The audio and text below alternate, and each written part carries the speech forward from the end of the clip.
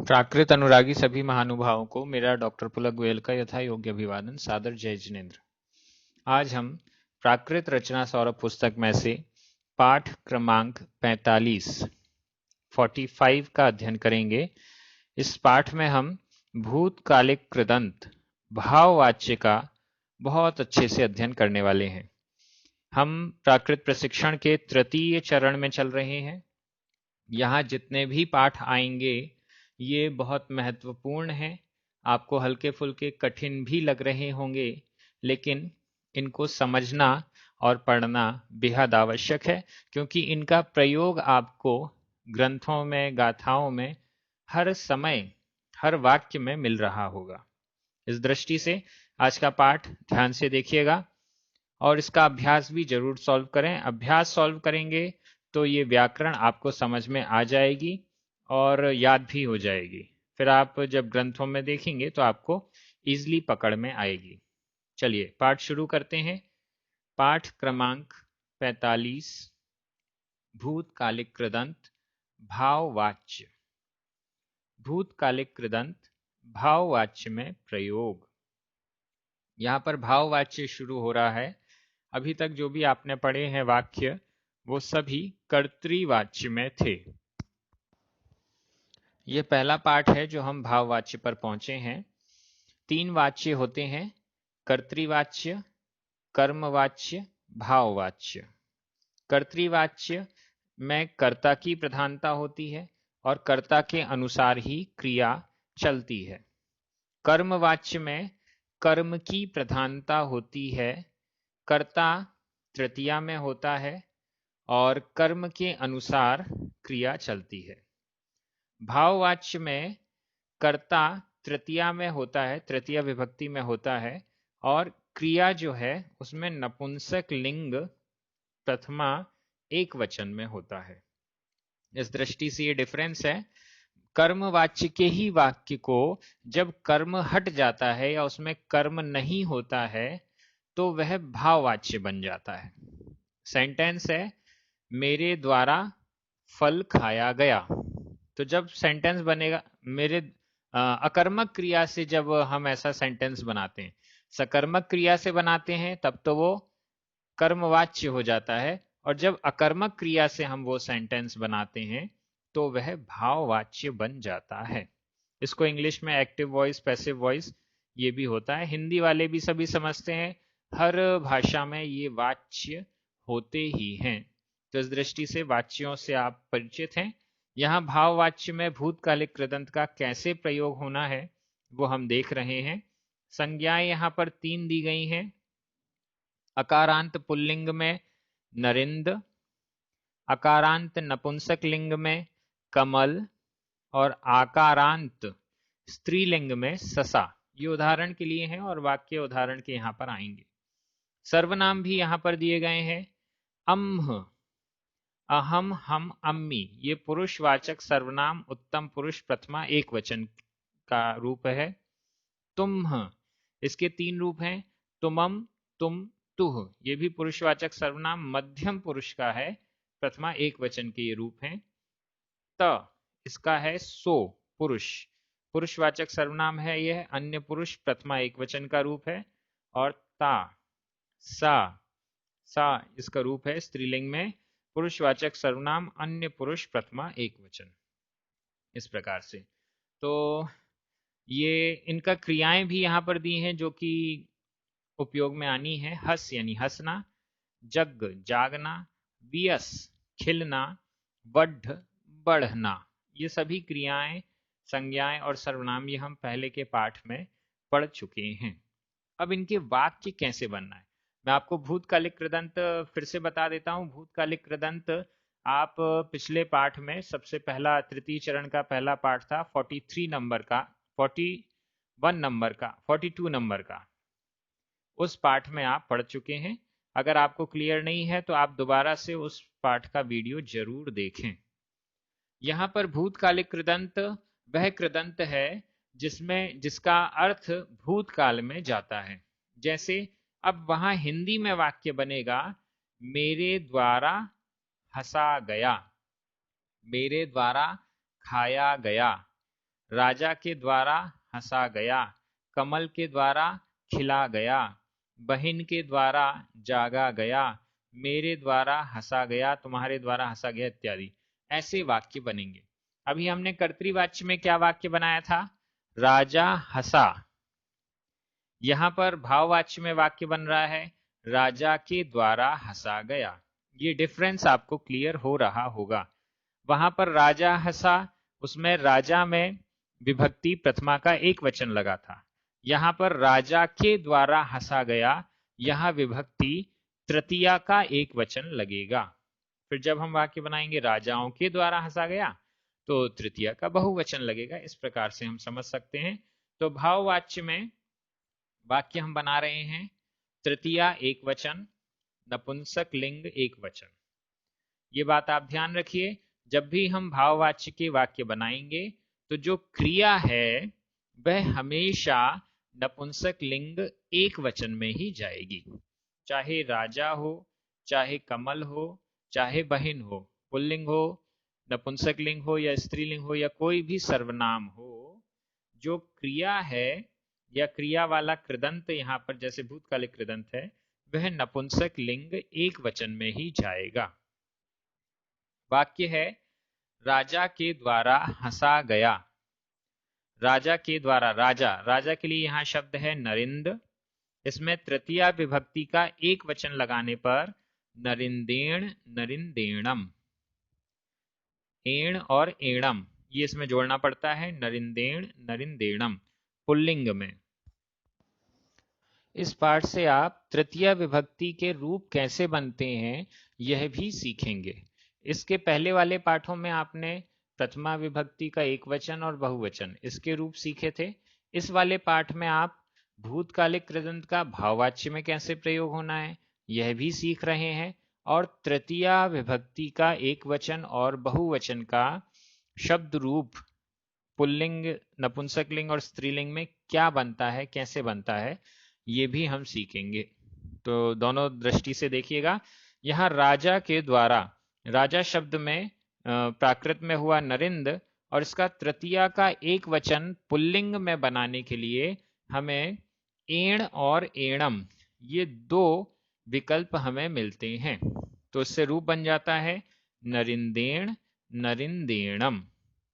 आप ध्यान से देखिएगा, बहुत सरल है। अन्य शब्दों में देव में लगाएंगे तो देवेण, देवेणम, ऐसे यह पुल्लिंग में तृतीया का एक वचन बन जाएगा।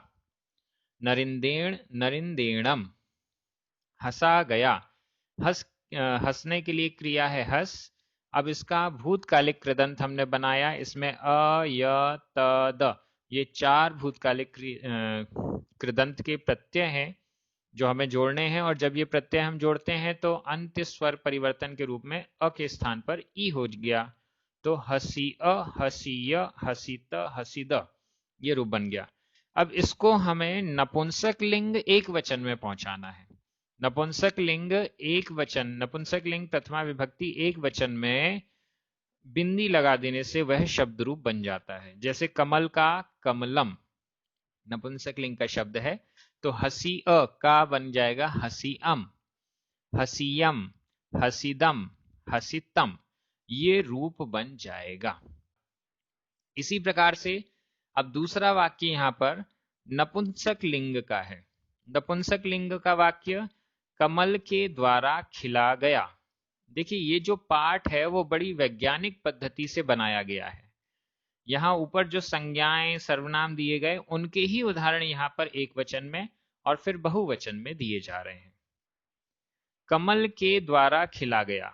कमल यह शब्द प्राकृत में है कमल, यह नपुंसक लिंग का है।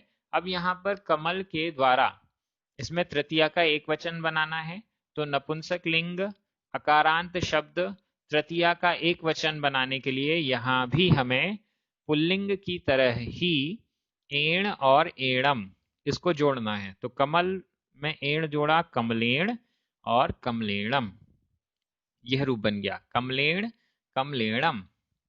खिला गया, खिलने के लिए क्रिया है व्यस। इसमें भूतकालिक कृदंत का अ या तदा लगा दिया और अंत्य स्वर परिवर्तन के रूप में अंतिम स्वर अ के स्थान पर ई कर दिया। वियसी अ, वियसीय, वियसित, वियसिद। और इसमें नपुंसक लिंग, क्योंकि ये भाववाच्य है इसलिए नपुंसक लिंग एक वचन का शब्द रूप बनाने के लिए वियसीयम, वियसीय, वियसीयम, वियसीयम, वियसिदम, वियसितम, ये हमारे रूप बन गए। थोड़ा सा कॉन्सेप्ट क्लियर हो जाए कि ये वाक्य बनने कैसे हैं तो आपको पूरा समझ में आ जाएगा। तीसरा वाक्य स्त्रीलिंग, बहिन के द्वारा जागा गया। बहिन के द्वारा, बहिन के लिए प्राकृत में शब्द है ससा, यह स्त्रीलिंग में शब्द है। इसका तृतीया एक वचन विभक्ति बनाने के लिए हमें ए, ई और अ ये तीन विकल्प मिलते हैं। तो इनको जोड़ने से ससा ए, ससा ई, ससा अ, ये तीनों ही ए, ई, अ ये छोटे हैं। आई होता नहीं है प्राकृत में, ई यह भी छोटी है, अ यह भी छोटा आ है। तो ससा ए, ससा ई, ससा अ, ये इसका रूप बन गया तृतीय विभक्ति एक वचन का। और इसमें अब जागा गया जग क्रिया से अयत अद ये जोड़ दीजिए और फिर नपुंसक लिंग प्रथमा एक वचन के रूप बना दीजिए जग्गियम, जग्गियम, जग्गिदम, जग्गितम। इस प्रकार से मेरे द्वारा हंसा गया। अब मेरे द्वारा, मेरे द्वारा इसके लिए हमारे पास जब हम अम्ह के पुरुषवाचक सर्वनाम उत्तम पुरुष प्रथमा एक वचन अम्ह, इसके तृतीया का एक वचन बनाते हैं तो हमारे पास मई, मए, में और ममए ये रूप मिलते हैं। इसके अलावा और भी रूप मिलेंगे आपको पीछे, जहां पर अम्ह और तुम इत्यादि सर्वनामों के शब्द रूप हैं वहां आप देख सकते हैं। तो यहाँ पर तृतीया एक वचन में मई, मए, में और ममए ये विकल्प हमारे सामने है। हंसा गया, हस क्रिया से हमने नपुंस भूतकालिक कृदंत बनाया, हसीअ, हसीय, हसीत, हसीद। और इसमें फिर नपुंसक लिंग प्रथमा एक वचन का रूप बना दिया हसीअम, हसीदम, हसीयम, हसीतम। अगला वाक्य है तुम्हारे द्वारा हंसा गया। तुम्हारे द्वारा के लिए तुम, इस सर्वनाम शब्द में यह मध्यम पुरुष, पुरुषवाचक सर्वनाम मध्यम पुरुष का है। इसका तृतीया का एक वचन बनाने के लिए हमारे पास ये विकल्प हैं तई, तए, तुमे और तुमए, ये विकल्प हैं। इसके अलावा और भी हैं जो कि आपको पीछे जो शब्द रूप हैं वहां मिल जाएंगे। और इसमें भी हंसा गया के लिए हस क्रिया के साथ भूतकालिक कृदंत का प्रत्यय आयत आदा जोड़ दीजिए और फिर नपुंसक लिंग एक वचन का शब्द रूप बना दीजिए हसीअम, हसीयम, हसीदम, हसीतम। इस प्रकार से ये वाक्य बन जाएंगे। मैं थोड़ा सा स्पीड से इसलिए बोल रहा हूं क्योंकि जितने भी वाक्य हम यहाँ देख रहे हैं थोड़े थोड़े डिफरेंस के साथ बाकी पूरा रिपीटेशन है। हल्का हल्का डिफरेंस इसलिए है क्योंकि वाक्य अलग हैं और रिपीटेशन इसलिए है क्योंकि यहाँ पर भूतकालिक कृदंत समझाया जा रहा है और तृतीया विभक्ति समझाई जा रही है। तो काफी कुछ रिपीटेशन है इसलिए मैं स्पीड से चल रहा हूं। अगला वाक्य उसके द्वारा हंसा गया। उसके द्वारा, यह उसके द्वारा पुल्लिंग में है तो इसमें त, इसके पुरुषवाचक सर्वनाम अन्य पुरुष का है ये, उसमें तृतीय विभक्ति का एक वचन का रूप बनेगा तेण तेणम, तेण तेणम। और हंसा गया के लिए हस क्रिया से अयत आदा ये भूतकालिक कृदंत के प्रत्यय जोड़िए और नपुंसक लिंग एक वचन का क्रिया शब्द रूप बना दीजिए हसीअम, हसीदम, हसीतम, हसीद, हसीयम, ये इसके बन जाएंगे। उस स्त्री के द्वारा हंसा गया। उस स्त्री, तो उसके लिए ता यह सर्वनाम है और इसमें तृतीय विभक्ति का एक वचन लगाने के लिए ए, ई और अ ये जोड़ दीजिए ताए, ताई, ता। और हंसा गया हस क्रिया के साथ भूतकालिक कृदंत का प्रत्यय जोड़िए और उसको नपुंसक लिंग एक वचन में बना दीजिए हसीअम, हसीदम, हसीयम, हसीतम। ये हमारे वाक्य बन गए जिनमें तृतीय विभक्ति का एक वचन यूज हुआ था। अब आगे जो वाक्य बन रहे हैं उसमें तृतीय विभक्ति का बहुवचन लगेगा। वाक्य है राजाओं द्वारा हंसा गया। पिछला वाक्य था राजा के द्वारा हंसा गया, तो राजा में तृतीया विभक्ति का एक वचन लगा था नरिंदेण नरिंदेणम, लेकिन यहां वाक्य है राजाओं के द्वारा हंसा गया। तो राजाओं के द्वारा, राजा के लिए शब्द है प्राकृत में नरिंद, और इसमें तृतीया विभक्ति का बहुवचन बनाने के लिए हमें तीन विकल्प हैं, ही, हिम और ही। हा में छोटी ई की मात्रा, दूसरा है हा में छोटी की मात्रा और बिंदी, तीसरा है हा में छोटी की मात्रा और चंद्र बिंदी। इनका उच्चारण ही, हिम, ही ऐसा आएगा। जब बिंदी लगी है तो उसका हिम ऐसा उच्चारण आएगा, और जब चंद्र बिंदी लगी है तो ही, मतलब थोड़ा सा कम उच्चारण रहेगा, ऐसा डिफरेंस कर सकते हैं। तो नरेंद्र शब्द में जब हम ये जोड़ते हैं तो अंतिम स्वर आ के स्थान पर ए हो गया, नरिंदेही, नरिंदेहिम, नरिंदेही, नरिंदेही, नरिंदेहिम, नरिंदेही। और इसके बाद फिर हंसा गया, हंसना क्रिया है। अब यहां पर देखिए बहुवचन आ गया राजाओं के द्वारा, लेकिन हंसा गया इसमें कोई परिवर्तन नहीं है। यह अभी भी, क्योंकि यह भाववाच्य है, भाववाच्य में हमेशा जो क्रिया है वो नपुंसक लिंग प्रथमा एक वचन में ही रहेगी। तो इस दृष्टि से यहाँ बहुवचन नहीं हुआ, एक वचन ही रहेगा। तो वही हस क्रिया के साथ आयत आदा जोड़ दीजिए और नपुंसक लिंग एक वचन का शब्द रूप बन गया हसीअम, हसीयम, हसीदम, हसीतम। ये आपको समझना है। दूसरा वाक्य नपुंसक लिंग में कमलों के द्वारा, कमलों द्वारा खिला गया। कमलों द्वारा, कमल शब्द है प्राकृत में, नपुंसक लिंग का है। इसका तृतीया का बहुवचन बनाने के लिए हमारे पास तीन विकल्प हैं, जैसे कि पुल्लिंग में थे ही, हिम और ही। तो कमलेही, कमलेहिम, कमलेही, ये रूप हमारे बन गए। कमलेही, कमलेहिम, कमलेही। जैसे पुल्लिंग में नरिंद के बने थे, वैसे ही यहाँ नपुंसक लिंग में कमल के रूप बने हैं। खिला गया, खिलना के लिए वियस क्रिया है, और इस क्रिया में भूतकालिक कृदंत के आयत आदा प्रत्यय जोड़े और उसको फिर नपुंसक लिंग प्रथमा एक वचन में बना दिया, वियसीअम, वियसीदम, वियसीयम, वियसीतम। ये रूप हमारे सामने हैं। अगला वाक्य स्त्रीलिंग में, बहिनों द्वारा जागा गया। बहिनों द्वारा, बहिन के लिए शब्द है ससा। ससा का हमें तृतीया, यह स्त्रीलिंग में है, इसका तृतीया बहुवचन का रूप बनाने के लिए ही, हिम और ही, ये प्रत्यय जुड़ जाते हैं, ससाही, ससाहिम, ससाही। फिर से देख लीजिए, ससा में ही, हिम और ही, ये तीन प्रत्यय जुड़ने पर ससाही, ससाहिम, ससाही। और फिर जागा गया, जग क्रिया से आयत आदा जोड़ने पर और फिर उसे नपुंसकलिंग एक वचन में बनाने पर जग्गियम, जग्गिदम, जग्गियम, जग्गितम। ये वाक्य हमारा बन गया। सर्वनाम में हमारे द्वारा हंसा गया, हमारे द्वारा अम्ह, इस सर्वनाम का तृतीय बहुवचन रूप बन रहा है अम्हेहि, अम्हाहि। ये थोड़ा सा आपको याद करने पड़ेंगे, अम्हेहि, अम्हाहि। और फिर इसका हंसा गया, हस क्रिया से हसीअम, हसीदम, हसीयम, हसीतम।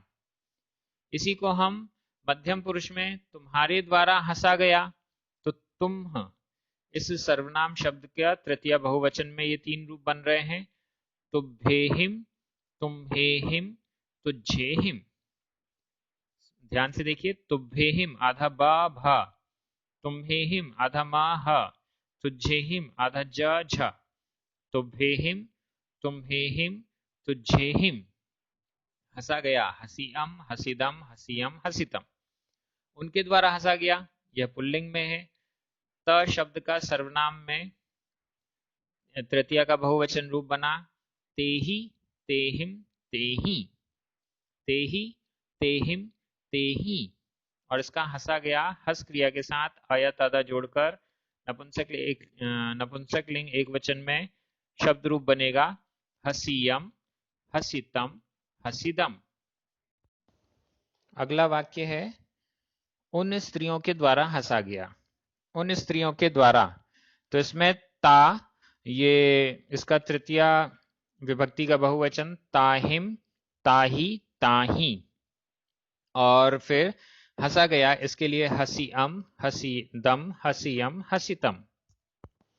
इस प्रकार से हमारे सारे वाक्य बन गए। पहले हमने तृतीया विभक्ति का एक वचन के कैसे शब्द बनते हैं और बहुवचन के कैसे शब्द बनते हैं ये भी देखा, और फिर भाववाच्य में भूतकालिक कृदंत का प्रयोग कैसे करना है ये भी हमें समझ में आया। यहाँ पर टिप्पणियां दी गई हैं जो कि बहुत इंपॉर्टेंट हैं, उन पर ध्यान दीजिए। पहली टिप्पणी, क, नरिंदेण, नरिंदेणम, यह अकारांत पुल्लिंग का तृतीया एक वचन का शब्द रूप है। इसको हम समझ चुके हैं। कमलेण, कमलेणम, यह अकारांत नपुंसक लिंग तृतीया एक वचन का शब्द रूप है नपुंसक लिंग में।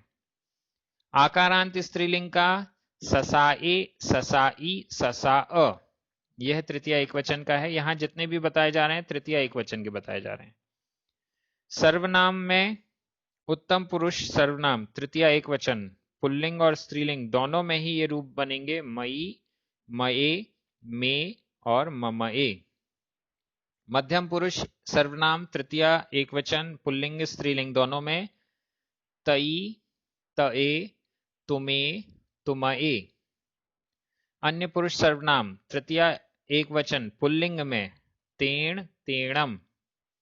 अन्य पुरुष सर्वनाम तृतीया एक वचन स्त्रीलिंग में, ताए, ताई, ताअ। यहां कुछ और लिखा हुआ है, तृतीया एक वचन बनाने के लिए अकारांत पुल्लिंग और नपुंसक लिंग संज्ञा शब्दों में ण और णम प्रत्यय जोड़े जाते हैं। ण और णम जोड़ने पर अंत्य अ का ए हो जाता है। इसको आपको ध्यान रखना है। नरिंदेण, नरिंदेणम, कमलेण, कमलेणम। आकारांत स्त्रीलिंग संज्ञा शब्दों के एक वचन में ए, ई और अ प्रत्यय जोड़े जाते हैं।